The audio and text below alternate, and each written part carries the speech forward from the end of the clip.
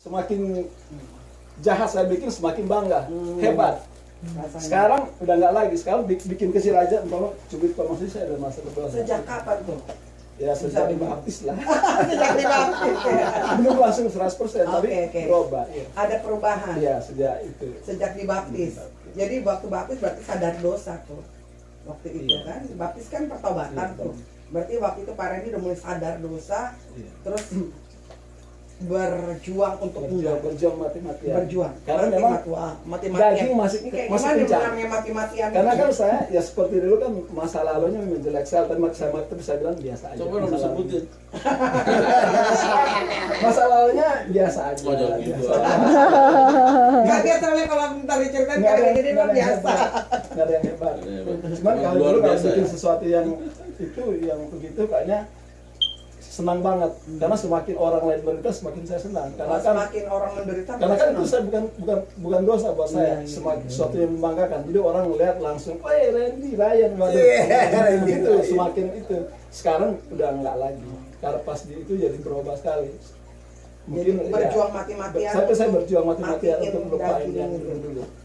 Karena makanya saya nggak bilang saya dulu begini, enggak, saya biasa aja. Cuma Tuhan yang tahu. Bisa berubah berarti karena berjuang untuk iya, itu berjuang. ya. Tapi iya berjuang mati-matian, karena kalau saya ikutin maunya dulu ya seperti Pak Peter tadi bilang kan, yang ngerokok macam-macam, saya lebih gila lagi. Tapi saya bilang saya biasa aja kan, karena nggak bilang wah membanggakan masa lalu kan dosa, itu kan masa lalu yang jelek, jadi saya bilang biasa aja. Saya nggak ada apa-apanya buat bagi mereka, cuman ya yang saya itu ya berubah memang. Jadi perbuatan yang dulu membanggakan saya sekarang bikin saya takut.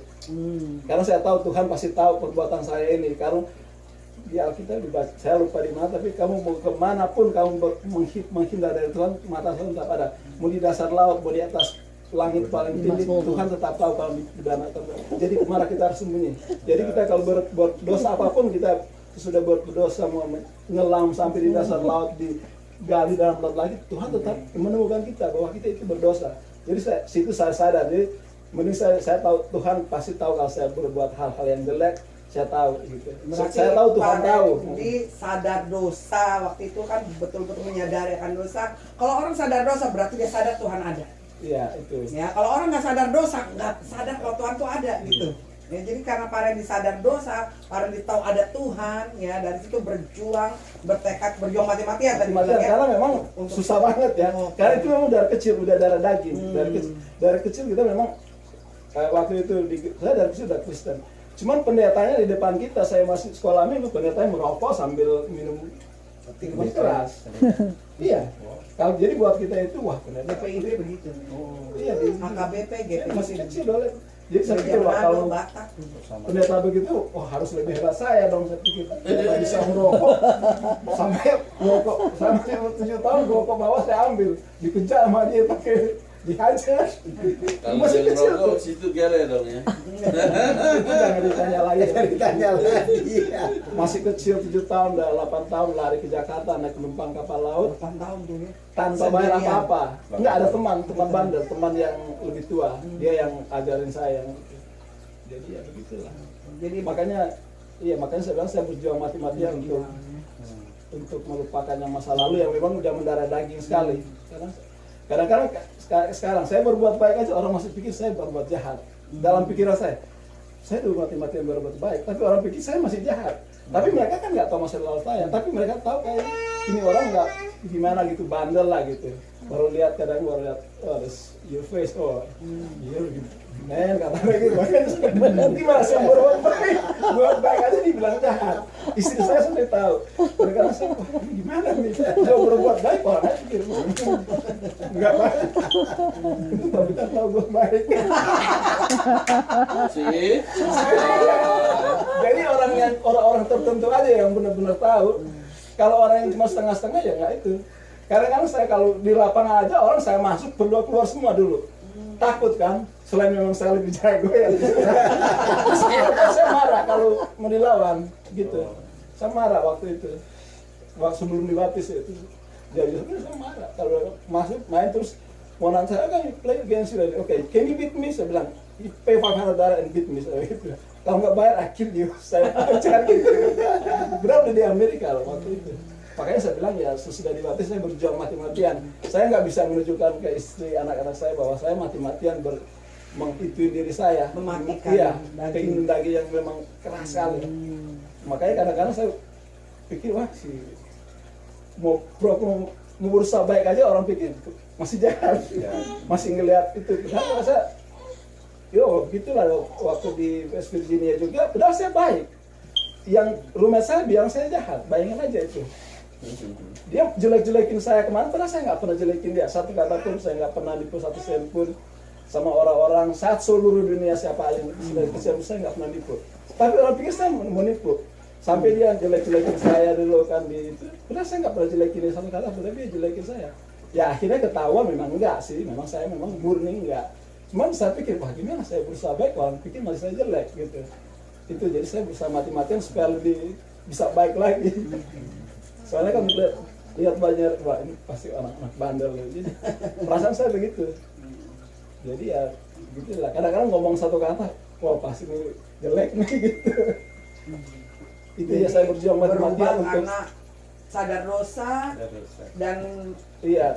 berjuang dengan mati-matian. Saya juga ya. berusaha merubah image orang ke saya itu. Oke. Tapi Jadi ada perjuangan lah artinya Tapi ya. dalam hati saya kayaknya orang nggak bisa lihat secara lebih dalam saya. Kalau saya baik, saya bilang cuma Tuhan aja lah yang bisa lihat saya. Soalnya saya nggak ngarapin orang lagi. Si Randy baik enggak. Kadang-kadang kan cuma lip service. Dia bilang ya Tuhan aja lah yang tahu saya. Dan ini saya berdoa begitu.